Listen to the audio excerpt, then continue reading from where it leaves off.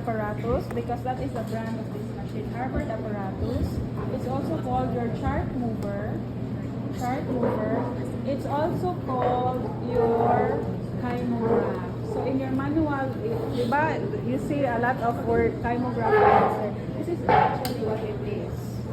Okay. So kani atong kymograph is powered by electricity. So it's a chart mover. Mover man siya, so mulihok yun siya, no? So when you open this, turn it on. Mulihok siya, it runs, and you see the light here. It's on. I turn it off, and it's off, you know? So this chart mover will enable you to choose your speed. Kapili ka sa imong speed. So if your manual experiment says run your chart mover at a speed of 2.5 centimeters per second. So asa man ang 2.5? It's here. Okay? And if it says run your chart mover at a fast speed, 10 na siya, 10. So you put it at 10. When you put it, you just don't turn it. You have to pull it and turn. Okay? I put it back at 2.5. There. Now, ang inyong hinumduman ragyod, the speed na inyong hinumduman that you have to remember is 2.5, that's slow speed. 5 is medium, and then 10 is fast. So in our experiment, we use 2.5 and 10. Okay, depending on what your manual will say. Now, the unit for this one is centimeters per second. So if we put it at 2.5, meaning to say, it can run at 2.5 centimeters per second. Understand? So we do not mind the other speeds, how we will not use that. But let's try to put it at 10 and then turn it on. Oh, that's fast. No? So sometimes you have to pull it to help the kymograph run by pulling it. No? Okay, so that is what how fast it can go, no, when you're at 10 centimeters per second. So other parts of this kymograph, you have your needle or your pen. Okay? You have your ink system. This is your ink system. There's ink here. Do not put, when you're not using it, do not put it down because it will blot the ink will blot, and then you will finish all the ink inside. Tanawa ni blot na siya, no? So when you're not using it, you put it at least. Okay, so if this is not writing anymore, maybe you run out of ink, diba? Or maybe naklang ni siya diri.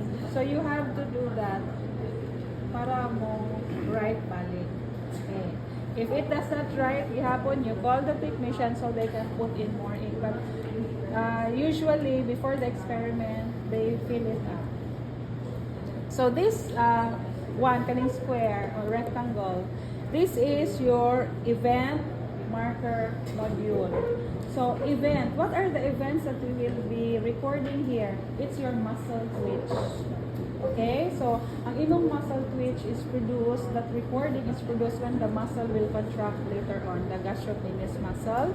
So we are able to record our muscle twitch because of this event marker module.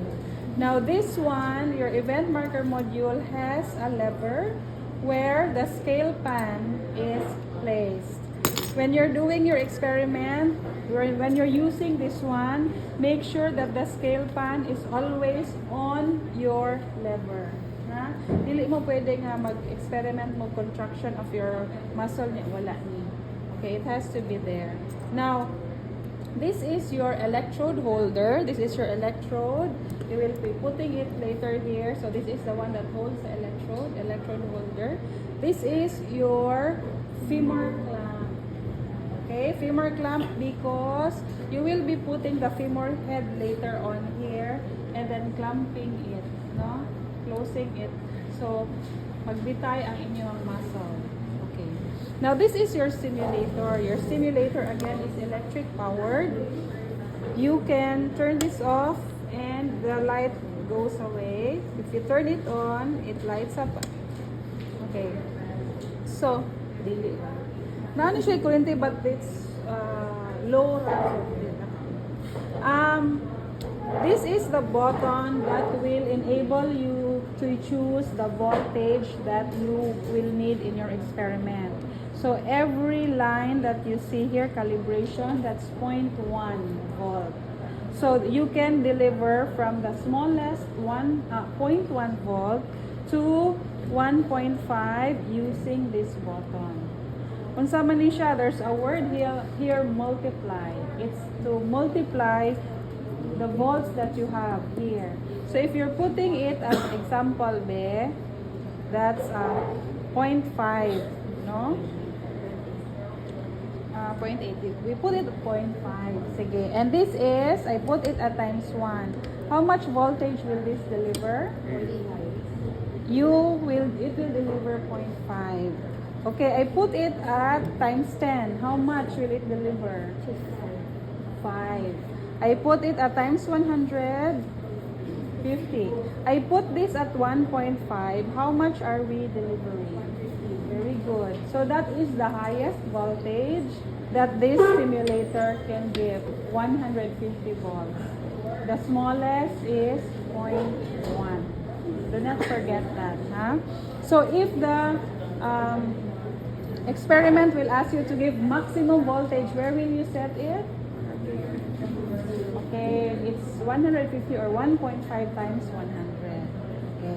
So this one also is another button that's very important. Why?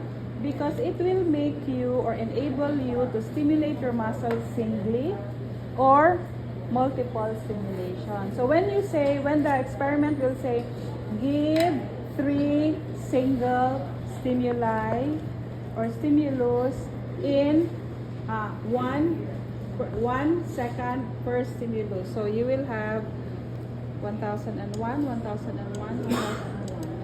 Diba? If it says give 3 stimuli in 3 seconds, okay. Sorry, give 2 stimuli per second for 3 seconds. So you will have pak pak pak pak pak. Diba? So that's how you do it. Now, if your manual will say give multiple stimuli, then you just have to put it up, and it will be giving continuous current na. Yes, automatic na siya. So let us now proceed with mounting our muscle nerve, and we will make muscle twitches.